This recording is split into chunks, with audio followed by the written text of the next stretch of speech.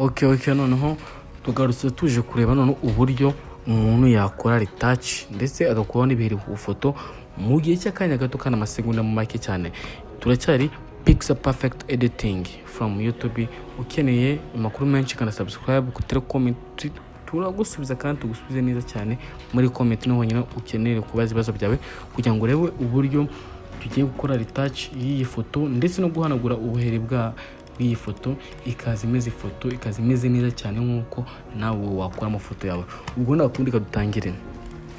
Akenshi ngiye gukora retouch ngoresha action. Iyo action ndaza kuyikwereka nawe wayikoresha kandi niba ubishaka wanyandikira muri comment nkayiguhereza ku buntu nta kibazo no gukora to. Okay, ngiye gufungura my action. Bakinyura ngaha muri window, ahangaha nkaza muri action, dore ngaha mbere bafata action drenges uko zingana genze fungura kungo kuto n'izina zose zigana mbere ko zikora nanazibaheza na kibazo. Okay, action ya mbere ngoresha ngewe bayita Terrains FX 16 byte dengiye. Ndayifungura bisanzwe nkashiramo umubare nshaka nje gushyamo 4 5 3 2 1 bitewe nyine.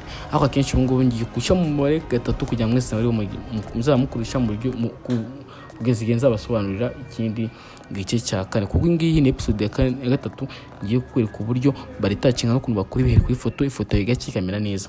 Okay, uburyo nkoresha ndimo retouchinga nandika mu mubare 3 niyo blur nkoresha nkahita nkanda okay nkata nangira ku kwitegura kuritouchinga ifoto yanjye. Okay, ifoto ngira ubona kunisa iyo ndimo nakora retouch akenshi nkoresha tools yitwa mixer brush tools niyo nkoresha ndimo ndaritouchinga. Okay, urabona ifoto kunisa n'ukuntu imeze ngiye kuritouch nkwereke before and after. Okay, my measurement is this. Nkoresha weight ya 25, nkoresha load ya 66, nkoresha mix ya 19, nkoresha flow ya 35, nkoresha na opacity 10 nuko ifotange nitouchinga muri measurement yayo. Narangiza nkata iyi high frequency texture mitambanza nayisimbiza ngahita najya kuritouchinga. Reba ko sample yanjye iri open, iri open na watouchinga bikunda ko iri open ushaka kuritouchinga bigakunda. Ubwo nanjye kuritouchinga ifoto. Okay, ubwo ngiye kuritouchinga urebe mu mike ndimo retouchinga ifoto yanjye gake uko ndimo retouchinga nawe ubirebe. Iyi action ndimo nakoresha uyishaka andika muri comment kabisa ndakubwira uburyo uyifata n'uburyo nyiguhereza inbox na kibazo. Ukeneye ibindi bisobanuro byinshi wanyandikira kuri 079223 75 118 kuri WhatsApp. Nakufita action atandukanye bitewe n'ibyo ushaka. Washaka ama skin tones, ushaka ibiki wanyandikira nta kibazo. Ubu ngubu icyo ndimo ndakora ni retouch imeze neza cyane ifoto ikaza icyayimeze byatari. Iyi retouch kabisa iranyaruka kandi nize cyane ku muntu ushaka kwiga ibintu bya photography and editing. Okay, kuri Pixel Perfect and Editing wahamenyera byinshi bitandukanye bitewe n'ibyo wifuza. Icyo dusheneye gusa nuko utanga comment yawe niyo tugendera bitewe n'ibyo ushaka kwiga kandi ukamenya mu gihe kingana n'iminsi mike cyane itarenze icyumweru cyonyine. Kaza urebe retouch result ngiye kubona nangaha.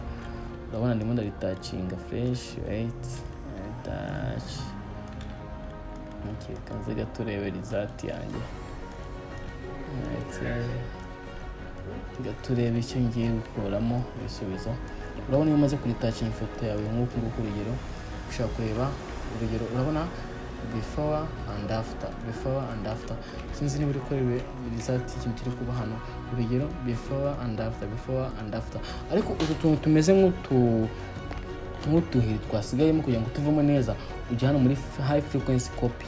Ahangaha ukafata iyi tools yitwa clone stamp tools. Clone stamp ikora imeze nka kashe, urayifata akaba ari tools ukoresha ukanda alt ukafata hano tari hameze neza ukaza n'ahandi ukasiba ukagenda usiba gake baba bigenda bivamo babuhere bigenda bigaragaza ifoto nabi.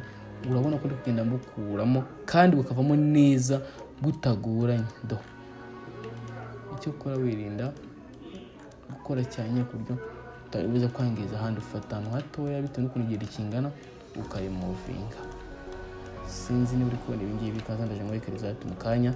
Nibwo uraza kubona ko kuri pixel perfect editings nibwo uri buze kubyumva neza cyane.